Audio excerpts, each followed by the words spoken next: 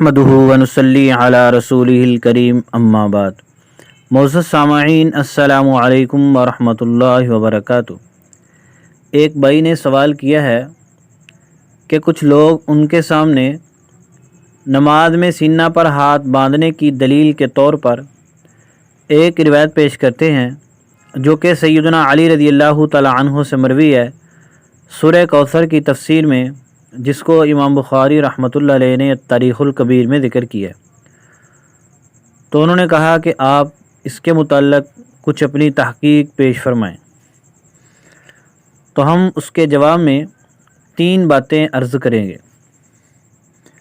پہلی بات تو یہ ہے کہ نماز میں سینہ پر ہاتھ باندھنے کے لیے التاریخ الکبیر سے جو روایت پیش کی جاتی ہے اس کی سند ضعیف ہے، کیونکہ آپ اس کی سند کو ذرا دیکھیں۔ اس میں ایک راوی ہے عاصم الجحدری اور اس کے اوپر واسطہ ہے عن ابیہ۔ یہ جو عاصم جحدری کا والد ہے اس کے حالات نہیں مل سکے، لہذا یہ مجہول الحال ہے۔ علامہ ناصر الدین البانی، مشہور غیر مقلد عالم، انہوں نے بھی صفت صلاۃ النبی میں یہی بات لکھی ہے کہ مجھے اس کے حالات نہیں مل سکے، یعنی اس راوی کی توثیق ثابت نہیں ہے۔ صفت صلاۃ النبی صفحہ نمبر 217۔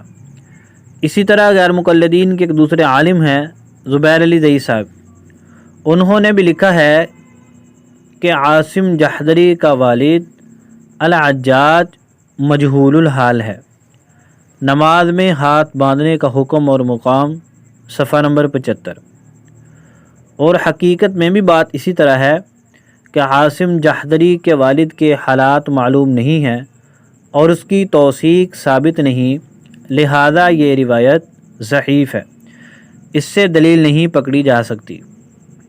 دوسری بات یہ ہے کہ بعض لوگوں نے عاصم جحدری کے والد کی تعیین میں سخت غلطی کھائی ہے۔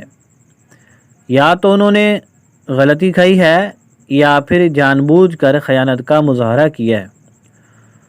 اس کے والد کا نام ہے العجاج البصری الجحدری، جو کہ مجہول ہے جیسا کہ ہم نے آپ کو بتایا۔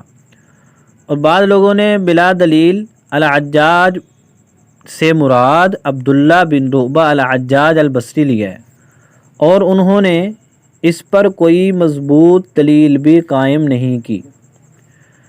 تو ہم اپنے سامعین سے گزارش کرتے ہیں کہ آپ اس کے متعلق تفصیل جاننے کے لیے ایک ہمارا رسالہ ہے الاجماع، اس کا شمارہ نمبر 4 ہے اور صفحہ نمبر 101 ہے۔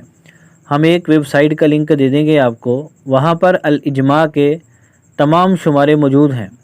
اس میں شمارہ نمبر آپ 4 دیکھیں، صفحہ نمبر 101 سے اس روایت کی مکمل تحقیق اور حوالہ جات بھی، اسکین بھی موجود ہیں، آپ وہاں دیکھ سکتے ہیں۔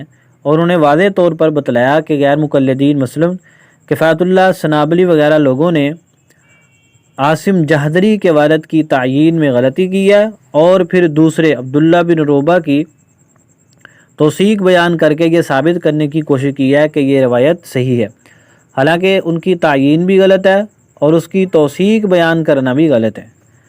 تیسری بات، حضرت علی رضی اللہ تعالی عنہ سے فصلی لربک وانحر کی تفسیر میں ایک صحیح روایت موجود ہے، جس کو حضرت علامہ ابن عبد البر رحمۃ اللہ علیہ نے التمہید میں ذکر کیا ہے۔ ہم اپنی ایک ویڈیو میں تفصیل کے ساتھ اس پر گفتگو کر چکے ہیں اور اس کے راویوں کی توثیق بیان کر چکے ہیں۔ اس میں صاف طور سے لکھا ہے کہ فصلی لربک وانحر میں اس سے مراد تحت السرہ یعنی ناف کے نیچے ہاتھ باندھنا ہے، لہذا سینے پر ہاتھ باندھنے کے لیے اس روایت کو بطور دلیل کے لانا بالکل غلط ہے، کیونکہ یہ ضعیف روایت ہے۔